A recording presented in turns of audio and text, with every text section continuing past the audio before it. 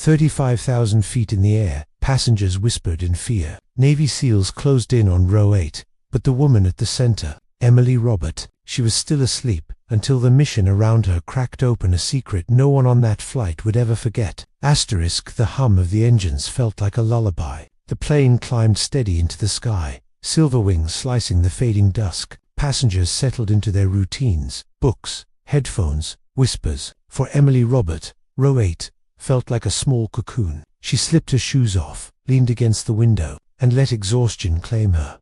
The cabin smelled faintly of coffee and recirculated air. To Emily, it was safe, ordinary. She had boarded with nothing but a worn backpack and an empty wallet tucked inside. Her mind still replayed the bills stacked on her kitchen table, the job applications unanswered. But here, high above the ground, she could rest. Sleep came fast. She dreamed of home, of the dusty road leading to her mother's house, of her father's broken watch, the one she kept in her drawer, its hands frozen at a forgotten hour, symbols of time lost, money lost, chances lost. Yet tonight she found peace, unaware of the eyes scanning her row. From the back, 4 men moved, civilian clothes, a grey hoodie, a cap pulled low, a jacket zipped high. They blended at first, but something about them was too precise, too measured. Their eyes didn't wander like tourists. They calculated, counted. Each step carried the weight of training. Flight attendants noticed. Their chatter dimmed. A student in row 12 leaned forward, sensing something unusual. A woman whispered to her husband, "Do you see them?" He dismissed it, but others watched. The men reached the middle section. Their formation tightened. Then, almost in unison, their gazes landed on Emily's seat. Row 8. She stirred faintly, sighing, but didn't wake. Her hair brushed the window. The lead man lifted his hand, a silent command. The others shifted, forming an invisible perimeter. The air in the cabin changed. Whispers died. Crosswords froze. Even the hum of the beverage cart sounded too loud. Passengers held their breath. Emily dreamed on, unaware she had just become the axis of the flight's tension. The 4 men stopped beside row 8. The lead one placed a hand on her seatback. Every eye turned. Emily, asleep, had no idea the world around her had just frozen. The cabin lights dimmed into a soft glow. The seatbelt sign clicked off, releasing the usual rhythm of stretching, shifting, sighing. But row 8 was different. The strangers didn't relax. They were hunters disguised as passengers. The lead man's jaw was locked, his stare unblinking. The one with the cap tilted his head, scanning blind spots. Another lingered near the bins, cataloguing every face. Passengers whispered theories, air marshals, police soldiers, but the silence of the men made it worse. Not even a glance of reassurance, just discipline. Emily breathed evenly in her sleep. Her blanket slid lower, exposing her shoulder. To nearby passengers, it felt surreal. How could she sleep when everyone else was stiff with unease? The formation closed in. One stood ahead, one behind, one across the aisle. A cage, invisible but absolute. The businessman in row 10 froze mid. His pencil hovered. A college student leaned so far forward her seatbelt strained. The older woman who'd noticed them first clutched her husband's sleeve. "I told you, something's wrong," she hissed. And still Emily slept. The man with the cap bent slightly, eyes narrowing toward the carpet under row 8. Something there. The lead caught it, nodded once. A signal. Passengers tensed. This was it. A strike. An arrest. An explosion of movement. But nothing came. Just silence. And silence spread fear faster than noise. Children stopped fidgeting. Laughter in the back rows died. Even the flight attendants paused mid-step. The air grew heavy, pressing on lungs already tight. Then, slowly, the lead man crouched. His broad frame blocked the aisle. His hands reached beneath Emily's seat. Gasps rippled. Someone whispered, "Oh God."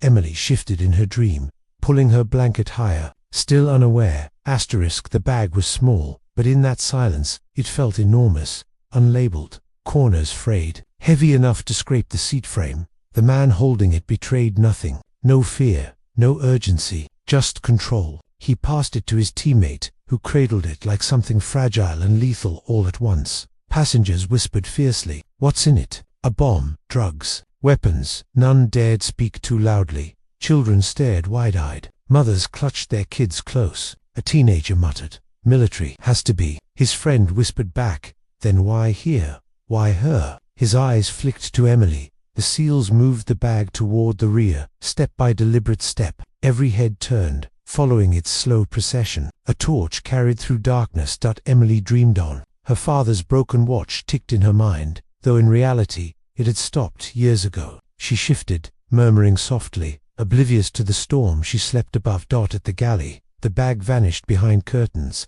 Relief rippled, but not enough. Fear lingered. Whispers rose. What's in it? Why won't they tell us? The businessman snapped. This is insane. We deserve answers. His voice cut sharp. The seal in the cap silenced him with a single gesture. Finger to lips, authority radiated from stillness. Passengers swallowed their words. Fear returned to whispers. But silence didn't air. It magnified it. Minutes stretched like hours. Emily slept. Her stillness was the cruelest contrast. Then the seal who had carried the bag reappeared, empty-handed, his face unreadable. He rejoined the formation without a word. Passengers leaned forward, desperate for clues. Had he secured it, destroyed it, passed it off? No answers. The men exchanged glances. A silent language. Decision reached, and Emily shifted again, sighing softly, as if mocking the chaos. Emily blinked groggily. The blanket slipped to her lap. Around her, silence. Faces stiff, eyes locked. She rubbed her eyes, confused. What's wrong? She murmured. No one answered. The businessman sneered. You have no idea, do you? His voice dripped with resentment. Emily frowned, glancing around. The air was heavy, suffocating. Passengers stared at her, as though she was the answer to their fear. Then the seals moved, precise, intentional. One stepped forward, gesturing subtly. Stay back, stay quiet. Another motioned to Emily. She hesitated. Me. A hand extended firm, inevitable. She rose awkwardly, clutching her backpack. Confusion painted across her face. Wait, what's happening? No reply. The plane descended. Wheels screeched the runway. Passengers exhaled shakily, some weeping quietly. Relief clashed with dread. The cabin doors opened, but not for disembarking. Men in plain suits boarded, their presence sharper than the seals. Authority cloaked in silence. They conferred briefly, then nodded. The mission shifted. Emily's pulse raced. She stumbled as they guided her forward. Whispers erupted. It's her. She's the one. They're taking her. Her voice cracked. I didn't do anything. The suited man's eyes were steady. You're not in trouble, but we need to speak with you. Her steps faltered. Her heart pounded. Passengers craned necks, staring as she was escorted off. As Emily disappeared into the jet bridge. A passenger muttered, she was asleep the whole time. She doesn't even know what she's carrying. Hours later, a quiet room, fluorescent lights buzzing. Emily sat at a metal table, hands trembling around a cup of water she hadn't touched. Across from her, an agent in a dark suit. His voice was calm, clipped. It wasn't you, it was what was under you. Emily's stomach dropped. The bag, he nodded. We've been tracking a suspect for months. He boarded your flight, slipped the package under your seat before blending in. We caught him after landing. Her breath caught. So he was right there, with us, yes, and in custody now. Her skin prickled. She imagined wires ticking under her, a weapon waiting. She had slept above it, inches away from disaster. What was inside? She whispered. The agent's expression hardened. Classified. What matters is this. You were never the target, but your row became the center of a mission much larger than you. Emily pressed her palms to her face. Tears burned hot. She wasn't a suspect. She was an accident, a bystander, but everyone on that flight would remember her as the girl in row 8, the broken watch, the empty wallet, the dusty road, symbols of her life's fragility, now joined by this, a memory she couldn't escape. The agent slid a photo across the table. The suspect's face stared back, cold eyes, familiar. Emily's blood ran cold. She had seen him before. Days passed. Emily returned to her small apartment. The hum of her fridge, the chipped paint on the wall. Nothing looked the same. She Googled for news. Nothing. No articles. No headlines. Just silence. Passengers carried fragments into their lives. The businessman bragged of his courage. The teenager told friends it was like a movie. The older woman repeated, I knew it from the start. But the truth remained buried in classified files.